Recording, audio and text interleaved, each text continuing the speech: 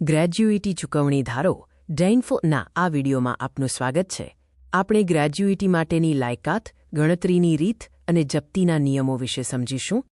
ગ્રેજ્યુઇટી ચૂકવણી ધારો ડેઇનસસ ડેટા કામદારો માટે એક મહત્વપૂર્ણ સામાજિક સુરક્ષા કાયદો છે. તે કોઈ બક્ષિસ નહીં, પરંતુ કામદારની લાંબી અને નિષ્ઠાવાન સેવાના બદલામાં મળતો કાનૂની અધિકાર છે. તેનો મુખ્ય ઉદ્દેશ્ય નિવૃત્તિ અથવા બીમારીના સમયે આર્થિક ટેકો પૂરો પાડવાનો છે. હવે આપણે ગ્રેજ્યુઇટી માટેની લાયકાત વિશે જોઈશું. કાયદાની કલમ 4 મુજબ કામદાર ક્યારે ગ્રેજ્યુઇટી મેળવવા હકદાર બને છે? ગ્રેજ્યુઇટી મેળવવા માટે મુખ્ય શરત ઓછામાં ઓછી 5 વર્ષની સળંગ નોકરી છે.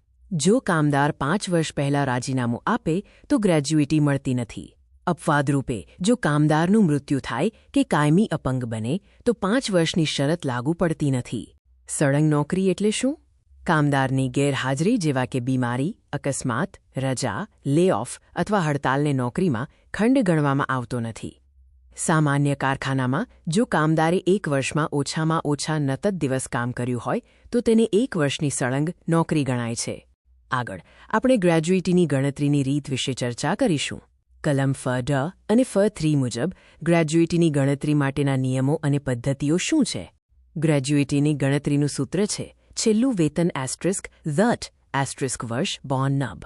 વેતનમાં મૂળ પગાર અને મોંઘવારી ભથ્થું જ ગણાય છે. નબ દિવસ 1 મહિનાના કામકાજના દિવસો છે. 6 મહિનાથી વધુ કામને આખું વર્ષ ગણાય છે અને મહત્તમ મર્યાદા ₹9,00,000 છે.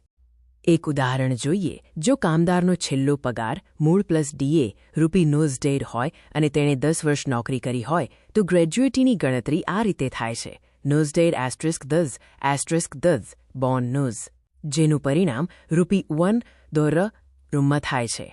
હવે ગ્રેજ્યુઇટીની જપ્તી ફોરફેચર વિશે જોઈએ. માલિક કયા સંજોગોમાં કામદારની ગ્રેજ્યુઇટી જપ્ત કરી શકે? આ નિયમો કલમ 4 દર્શાવેલ છે.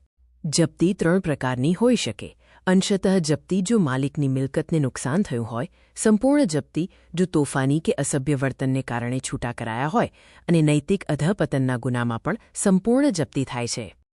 મહત્વના કેસ લોમાં ગાર્મેન્ટ ક્લિનિંગ વર્ક્સ વિરુદ્ધ કામદારોના કેસમાં સુપ્રીમ કોર્ટે કહ્યું કે ગ્રેજ્યુઇટી કમાયેલો અધિકાર છે અને સામાન્ય ગેરશિસ્ત માટે જપ્ત કરી શકાતી નથી. યુનિયન બેંક ઓફ ઇન્ડિયા વિરુદ્ધ સીજી અજય બાબુના કેસમાં સંપૂર્ણ જપ્તી માટે નૈતિક અધઃપતન સાબિત થવું જરૂરી છે.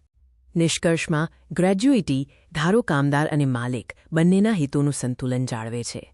તે લાંબી સેવા માટે અધિકાર આપે છે અને ગંભીર ગેરશિસ્ત માટે જપ્તીનો અધિકાર આપી ઔદ્યોગિક શાંતિ જાળવે છે. ગ્રેજ્યુઇટી ચૂકવણી ધારો દેહબિનુના સંપૂર્ણ અભ્યાસ માટે આપનો આભાર.